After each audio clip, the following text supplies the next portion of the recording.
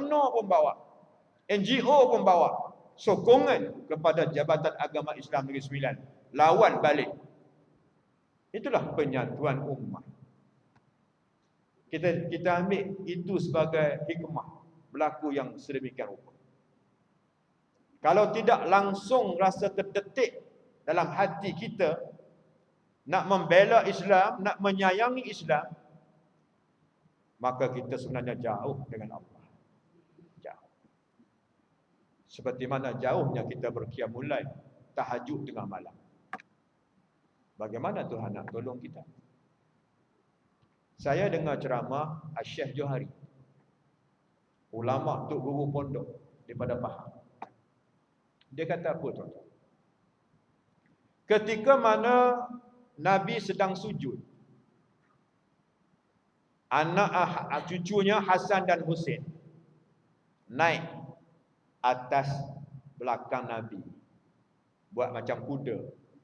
Cucu naik atas belakang Nabi buat macam kuda. Nabi tak naik. Nabi tak angkat badan sebab nak bagi kepuasan pada Hasan dan Husain cucu. Tanda Nabi sayang sangat-sangat cucu dia. Ketika itu malaikat Jibril datang. Ini kita tak tahu ni. Kita tahu dia naik atas belakang Nabi je. Ketika sujud itulah malaikat Jibril datang berkata kepada Nabi kita, "Ya Muhammad, tak berapa lama lagi cucumu ini akan dibunuh. Hasan dan Husain akan dibunuh di suatu tempat yang sekarang ini namanya Karbala di Iraq pada 10 Muharram, yang orang Syiah jadikan dia sebagai hari kebesaran, yang pukul sampai luka-luka." Jibril berkata kepada Nabi, "Ya Muhammad, gunalah doa yang Allah Ta'ala telah berikan khas kepada kamu untuk menyelamatkan Hasan dan Husain daripada dibunuh. Gunalah. Minta doa pada Allah, selamatkanlah cucu kamu ni." Satu doa yang Allah Ta'ala bagi kepada setiap Nabi, termasuk Nabi kita Muhammad sallallahu alaihi wasallam. Nabi lain pun Tuhan bagi, Nabi Nuh pun Tuhan bagi. Nabi Nuh Tuhan bagi, "Ya Allah, keturunkanlah balak." Terus balak turun banjir besar. Terus gunakan masa tu, tapi Nabi Muhammad dia tak guna masa tu. Apa kata Nabi? "Ya Jibril, aku nak guna doa yang Tuhan bagi dekat aku ni, Allah bagi dekat aku ni di padang mahsyar. Aku tak bagi sekarang. Ni anak cucu kamu ni nak dibunuh. Kalau itu kehendak Allah, aku nak buat macam mana?" kata Nabi. "Yang aku sayang seluruh umat aku, bukan untuk aku, cucu aku."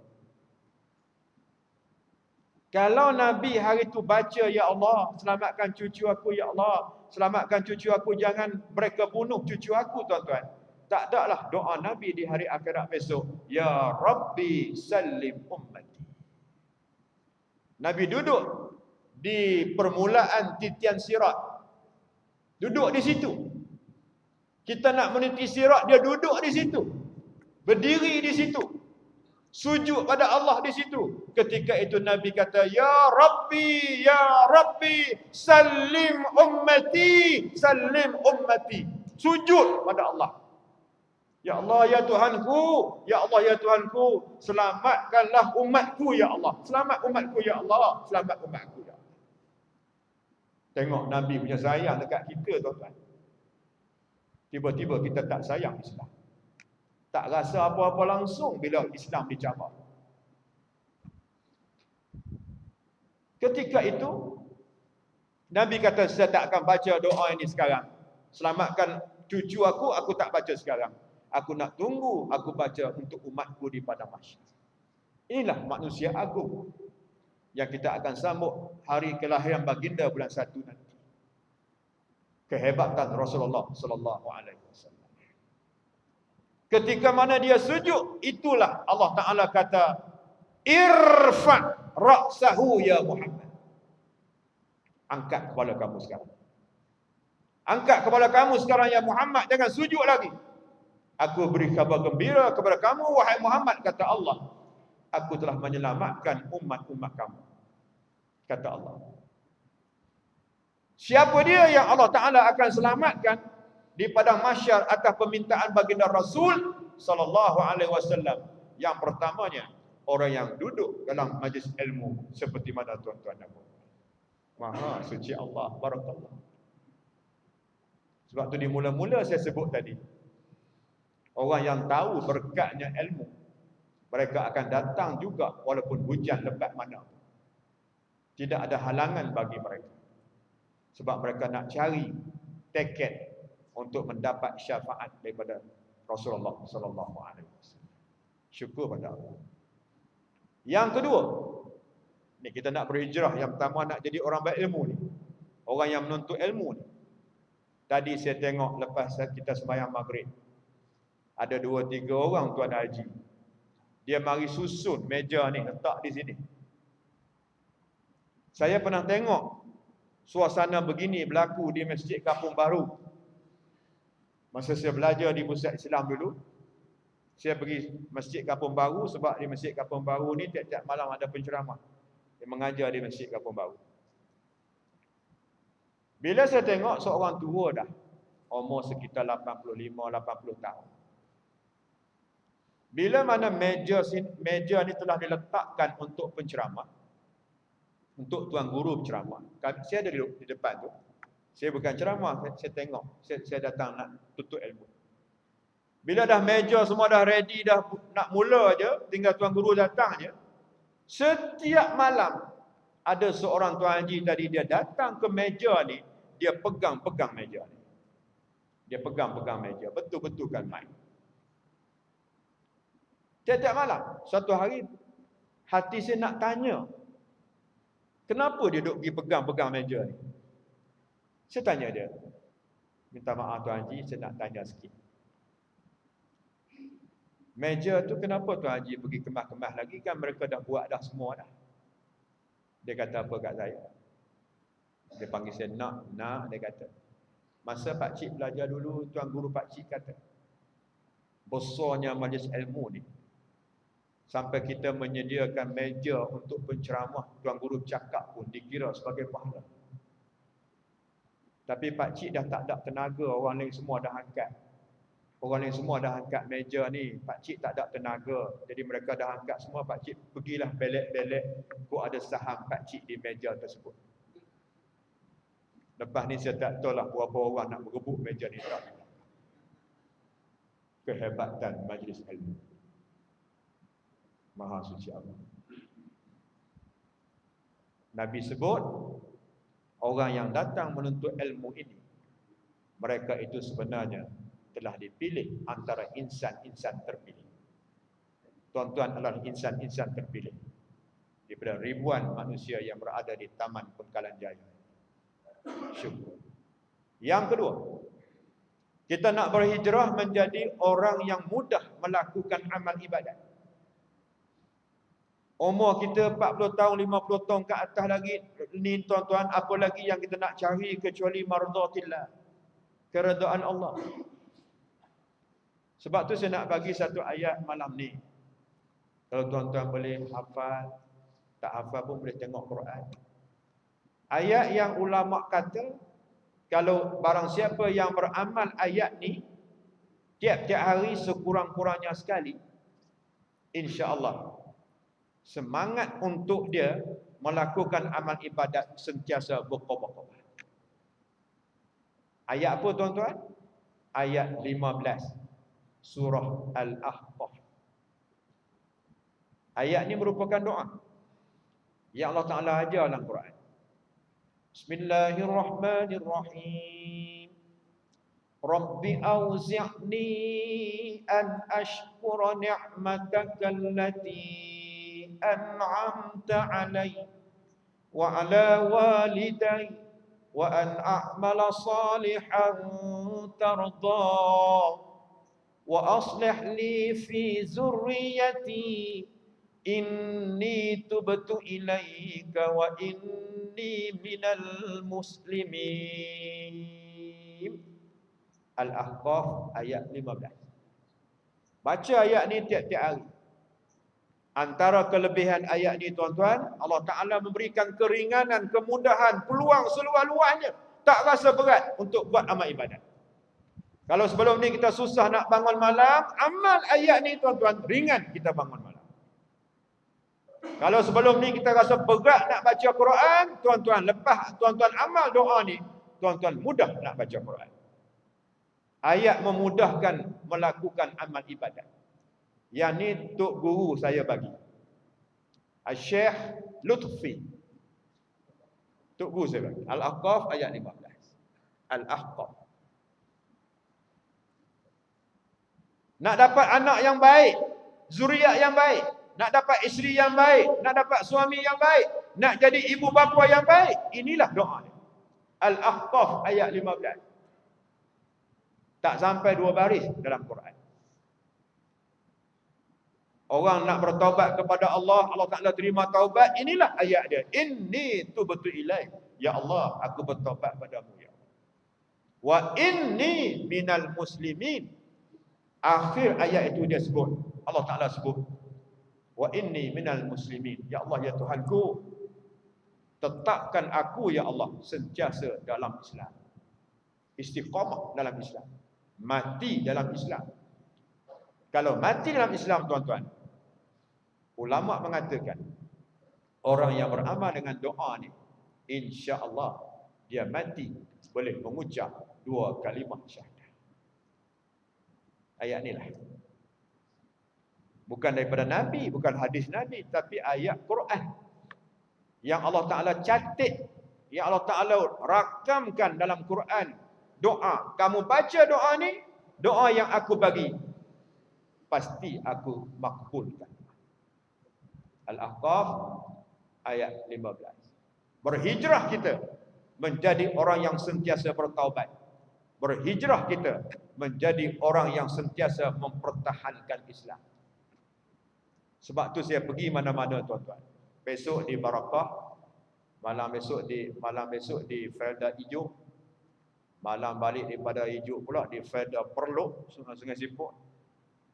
Dan 27 hari bulan malam forum perdana dengan Ustaz Kazim dalam TV1 insya-Allah di Istana Pulau Tangsang, sempena Hari Keputeraan Baginda Tuanku Sultan Nazri. Diadakan forum perdana malam tu, akan disiarkan secara langsung saya dengan Ustaz Kazim. Selepas itu pula saya akan pergi satu lagi masjid Air Kuning di Taipei, dan yang terakhir insya-Allah di Langkap. Langkap ni belah bahagian ni kot, belah Teluk Intan. Ya. Pergi tuan-tuan, pergi. Orang jemput, pergi. Soal bayaran itu soal yang ke-89. Yang penting dakwah. Kalau di segi kita fikir di segi duit orang nak bagi kat kita ni, tuan-tuan, kadang-kadang ialah manusia kan. Ceramah nu jauh di Kedah. Nak pergi tu tuan-tuan, Tanah Merah jalan nak pergi. Satu perkampungan. Balik-balik tuan-tuan, buka sampul surat, kosong. Ini dugaan. Kosong. Saya memang buka sampul surat, goyang-goyang takut luruh lekat duit. Tak luruh tuan-tuan. Hilang ke mana wallahu a'lam. Pengurusi masjid cukai. Kalau kita rasa kecewa, kita tak pergilah tempat tu. Di Pulau Pinang saya dengan Ustaz Kazim kena. Ini kita panggil pengalaman. Masa mereka nak jemput kami di Pulau Pinang, Ustaz Kazim dijanji 2,000, saya 2,000. Ada satu pesta yang besar di Pulau Pinang. Panggil kami forum. Ustaz Syekh Faisal daripada Kedah pun 2,000. Ahli panel semua 2,000. 2,000, 6,000. Lepas ceramah apa semua tuan-tuan, balik seperti biasa. Cuma dia bagi cendera hati berbentuk pelak. Pelak, cermin. Takkan kita nak kata, mana duit? Takkan kita nak kata gitu. Janji 2,000, takkan nak kata gitu. Tak dapatlah duit malam tu, balik ke rumah. Bila balik ke rumah sampai pukul 2, Ustaz Kazim telefon. Abang dapat berapa tadi? Tak dapat adik. Samalah adik pun tak dapat juga. Saya tak beritahu, dia yang tanya. Tak apalah adik, tak ada rezeki kita adik, tak apa. Tak boleh bang sebab mereka janji. Tak apalah bang, ini adik. Kita serah pada Allah. Kalau ada, adalah. Tak nampak macam mana, serah pada Allah. Kami diamlah Ustaz Kazim, diam, saya pun diam. Rupa-rupanya dalam diam-diam je ni, PA Ustaz Kazim dah telefon balik ke penganjur. Betul ke malam tadi semua ahli panel tak dapat duit? Pengerusi penganjur kata, saya dah serahkan duit tersebut kepada seorang yang menjaga bahagian zakat. Dan saya ingat dah bayar dah malam tadi. Tak apa, kata penganjur, pengurusi penganjur, tak apa kami siap-siap dulu. Siap-siap tuan-tuan. Rupanya yang pegang duit amanah tu, dia beli motosikal. Duit yang nak bagi kat penceramah ni dah beli motosikal. Ustaz Kazim kata, bang kita doalah agar motosikalnya tak aksiden bang. Kok dia gunakan motosikal nak pergi menuntut ilmu bang. Bersangka baik. Alhamdulillah. Saya pergi ceramah satu tempat. Ini nak kata dia hina kami, wallahu alam. Hina saya, wallahu alam. 4 jam perjalanan tuan-tuan, ni jauh ni, Pahang pula. 4 jam. Balik-balik buka sampul surat. Berapa puluh ringgit tuan-tuan? 50 ringgit. Pahang 4 jam perjalanan. Alhamdulillah 50 ringgit. Penganjur telefon. Ustaz, mereka tak puas hati Ustaz, mereka suruh Ustaz datang lagi. Boleh tak? Jadual penuh.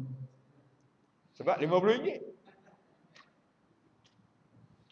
Gurau Baik. Alhamdulillah syukur 50 ringgit rezeki. Minyak tak lepas, tu tak lepas. Makan dengan tak lepas. Tak apa.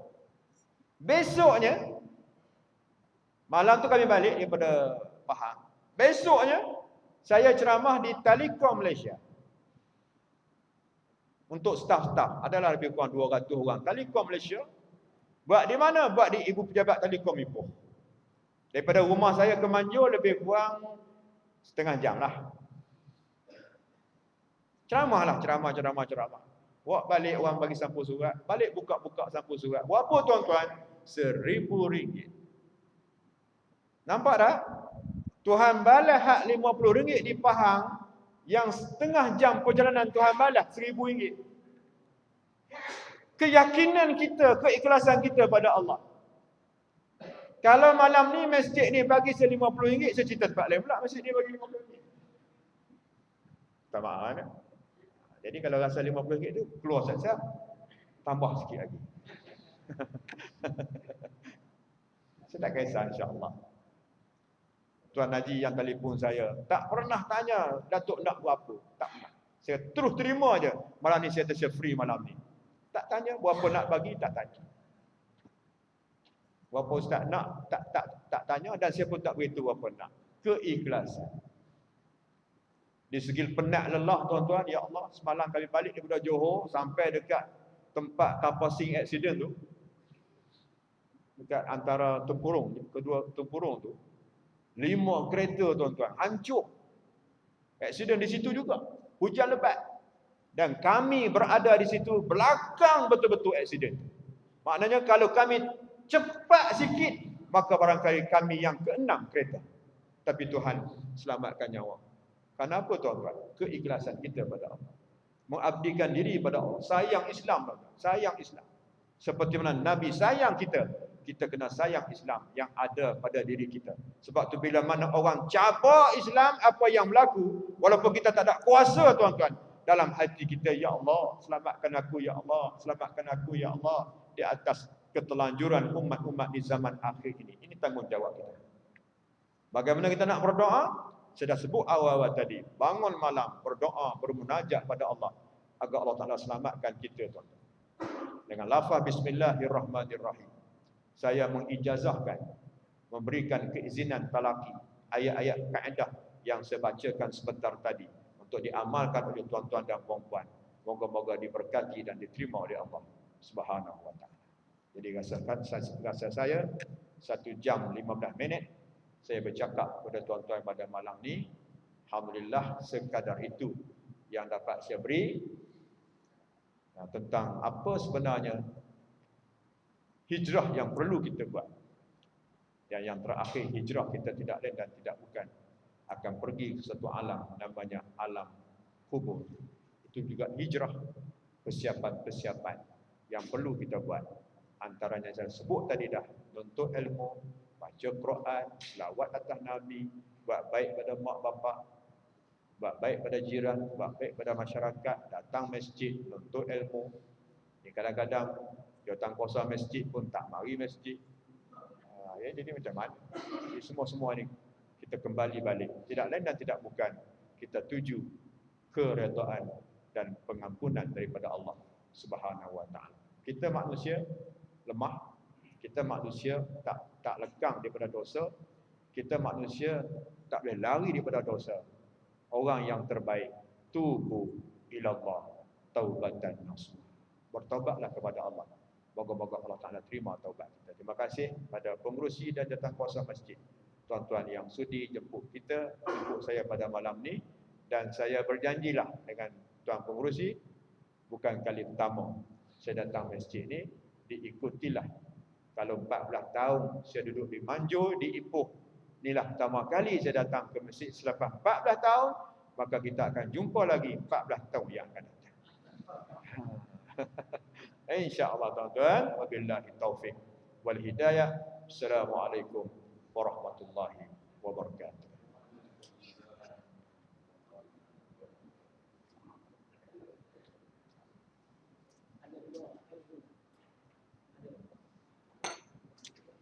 Mana pembantu saya? Air kat mana? Air di luar dah. Ada. Jangan langkah air tu ya.